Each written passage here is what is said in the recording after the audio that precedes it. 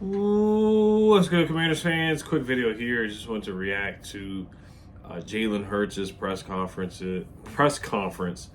talking about him wearing a knee brace. Now, I do think this is a big deal, guys. I made a video yesterday, and some people were just like, "You don't fall for the banana in the tailpipe." They're trying to fool you. He's probably 100% and all that. But watching that hit that he took, where they rolled up on his ankle, he's clearly not 100%. You can say everybody's not 100% in the playoffs, but clearly the pain is clearly affecting him. You heard him off the perks or whatever, the cortisone shot or whatever he took, whatever painkiller pills he took, where he just didn't really sound like himself. He sounds slow and sluggish.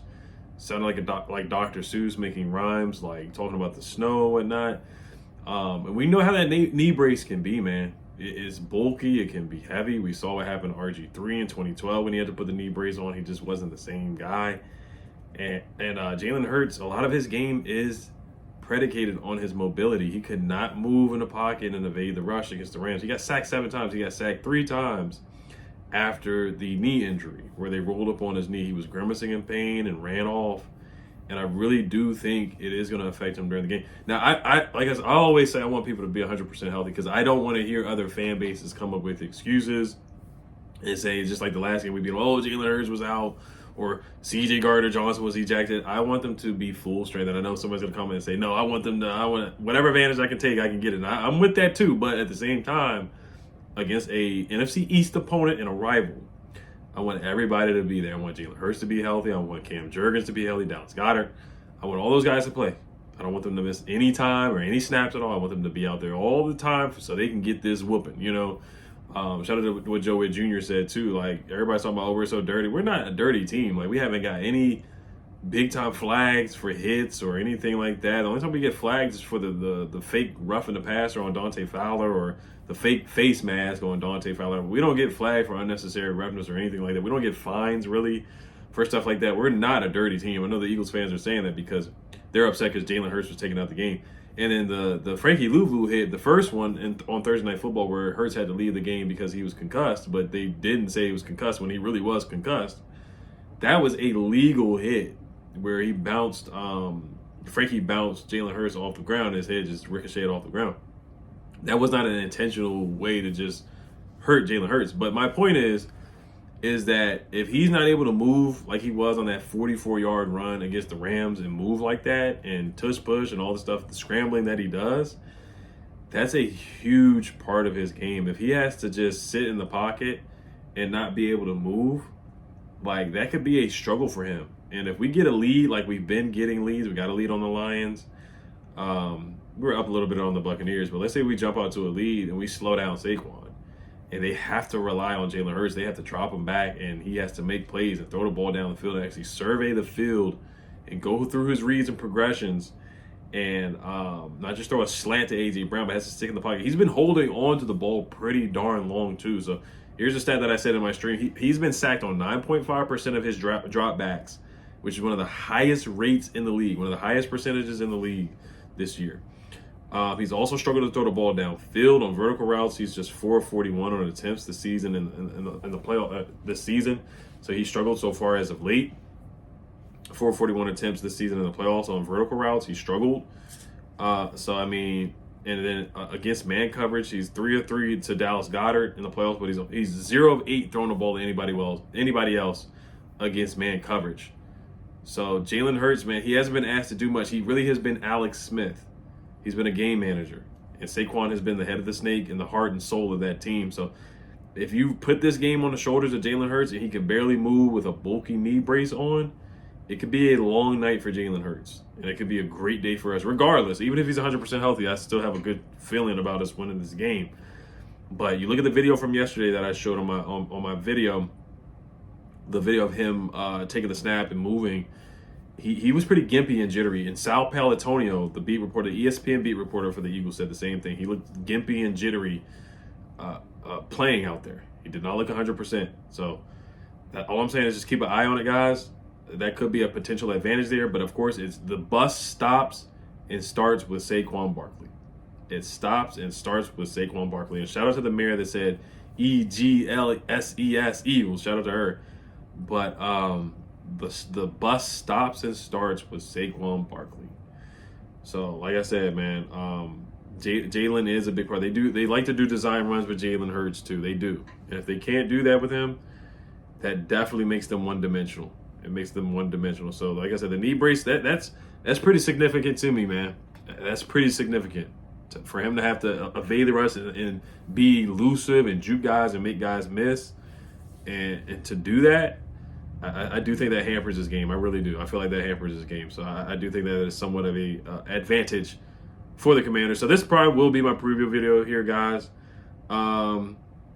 Keys to victory for me is clearly slowing down Saquon Barkley. Jaden being him. Got to convert on fourth downs. We're going to go for on fourth down a lot. Get Terry McLaurin the ball, man. Fake Quintana Bay cannot check him. Cooper DeJean can't check him. None of those guys can check him. Slay can't check him. We know that.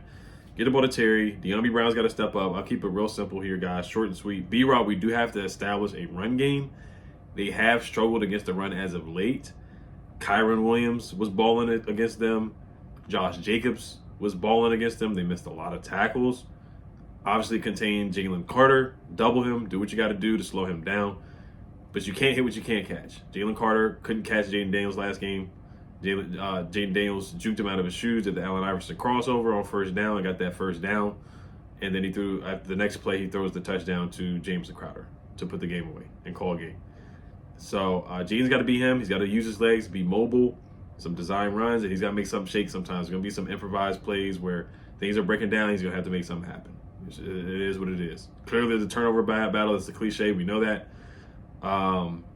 What other keys do I have here? I said attack Cooper DeJean for sure. Get after that rookie corner.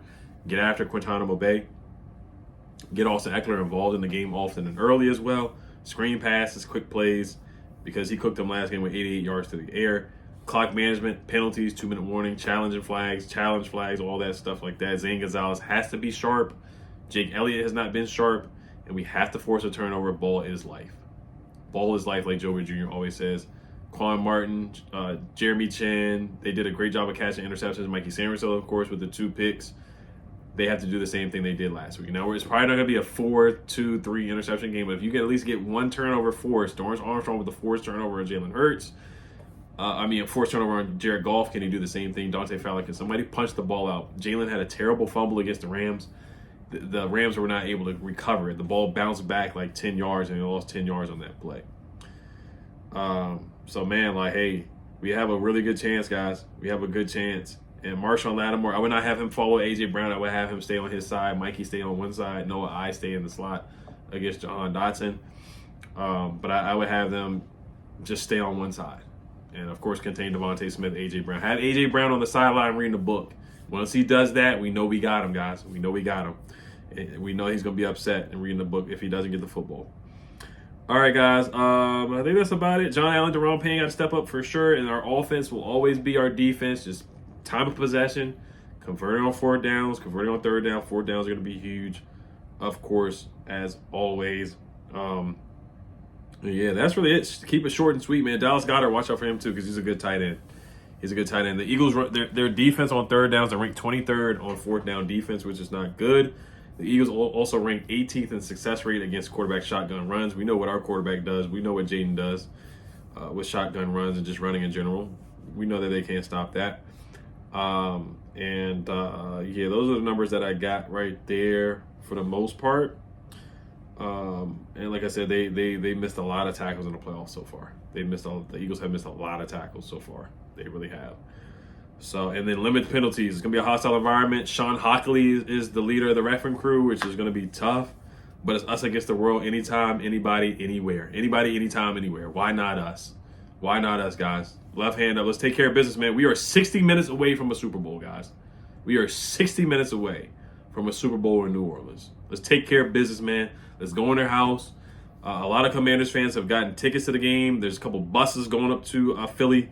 So this could be a game where we take over their house, take over another team's house, go in their house, eat the food off their plate, walk in their trap, and take over their trap. I can't wait, guys. I can't wait, man. Left hand up. As always, Hail Commanders. Have a great weekend. See you guys on Sunday. Peace.